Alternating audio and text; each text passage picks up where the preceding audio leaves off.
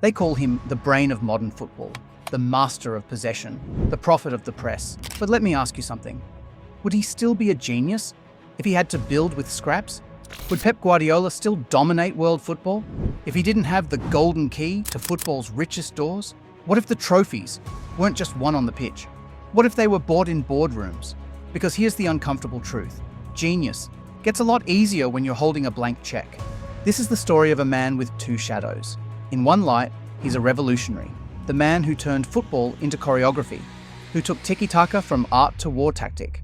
But in another light, he's a symbol of modern football's greatest imbalance, of how wealth, unlimited wealth, can make legends out of men. Pep Guardiola has won 36 major trophies. At Barcelona, at Bayern, and at Manchester City. And his teams don't just win, they dominate, they hypnotize, they destroy.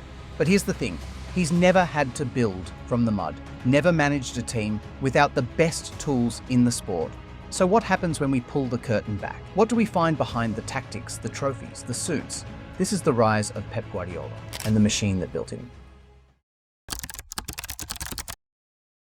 Before he was a genius, he was a ball boy, a skinny kid from San Pedro, Spain. Josep Guardiola, Aitzala, born 1971.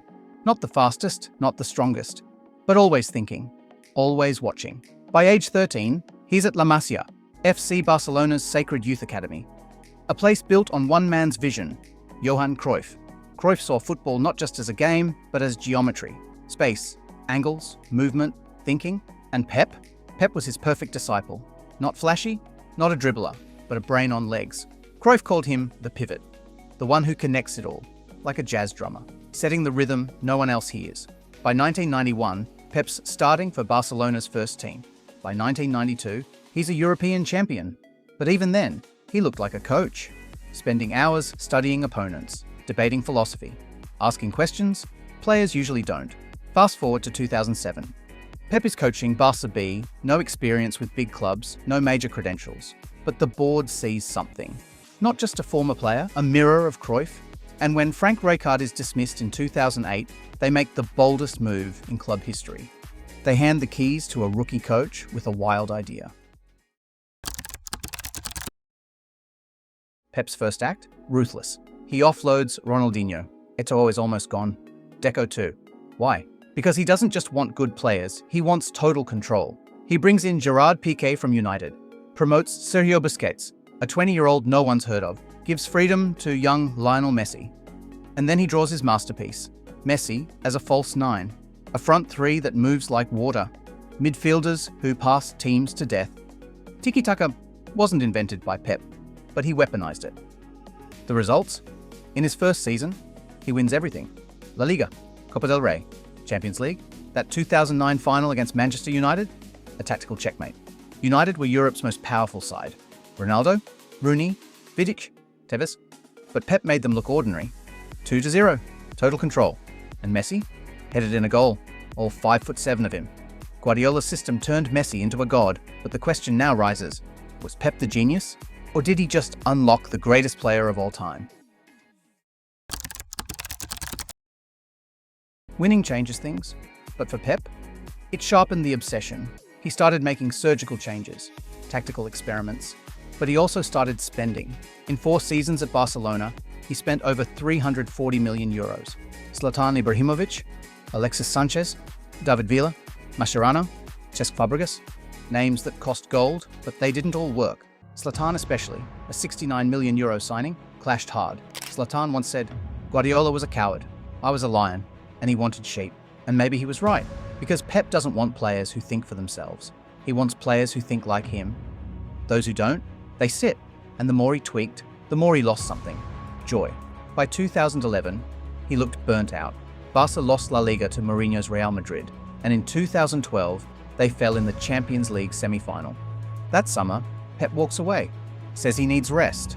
But maybe it was the first time football hit back. Even for a genius, there are no perfect systems.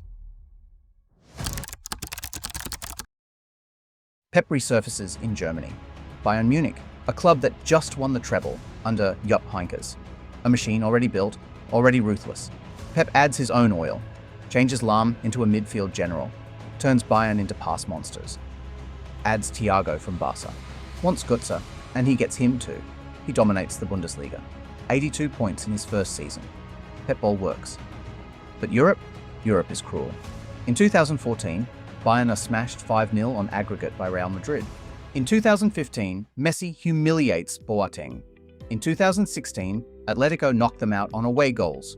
3 years, 3 semi-final exits, no Champions League trophy. Critics start sharpening the knives. He didn't build Bayern, he inherited it.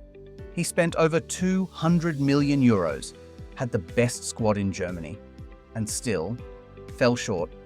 Maybe Pep's magic only works when he's the architect, not the tenant. Manchester, 2016. Pep joins Manchester City. But this isn't just another rich club. It's backed by Abu Dhabi, by sovereign wealth, by state power, and from day one, they make it clear. Anything you want, Pep. Anything. Over the next 7 years, Guardiola spends over £1.1 billion, buys 2 fullbacks for £50 million each in the same window, sells Joe Hart because he's bad with his feet, buys Edison, a goalkeeper who passes better than midfielders. He signs Kyle Walker, Cancelo, Rodri, Bernardo Silva, Haaland. Creates depth that could start for 20 clubs. But here's the twist. He doesn't just buy. He builds a structure, like nothing English football has seen. Youth academy aligned to first team. Coaches trained in his philosophy. From U8 to senior squad, they all play the Pep way. And in 2018, the Centurions are born. 100 points in a single season. The most dominant English campaign ever. But the doubters don't disappear. Instead, they grow louder.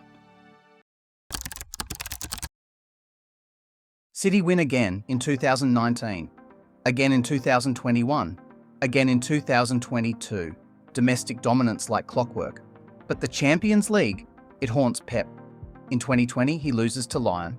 In 2021, loses the final to Chelsea after starting no defensive midfielder. Critics say he overthinks, that he tinkers too much, that he cracks under pressure.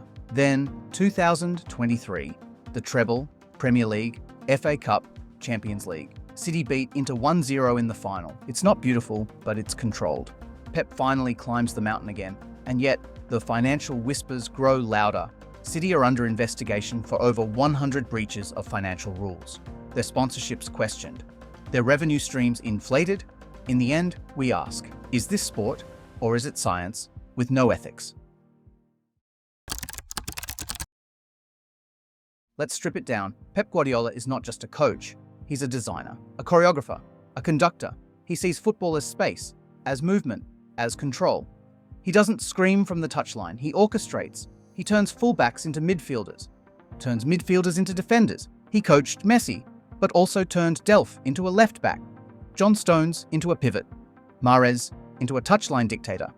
His fingerprints are everywhere. Arteta, Xavi, company, Ten Hag. They're his footballing children. And that's where it gets hard. Because yes, he's had money, but he also changed the very language of football. And not everyone with £1 billion can do that. So what is Pep Guardiola? A genius? A fraud? A man who changed football? Or a man who bought perfection? Here's the uncomfortable truth. He might be all of it. He never coached a small club, never managed a relegation fight, never climbed from the bottom. But maybe he didn't need to. Maybe his gift was never about struggle. Maybe it was about refinement, about vision, about obsession with perfection. Because when a brilliant mind is given unlimited power, you don't just get a great team, you get an era. So ask yourself, if Pep Guardiola is overrated, then how come no one else can copy him? If you like this video, be sure to see this video here. See you there.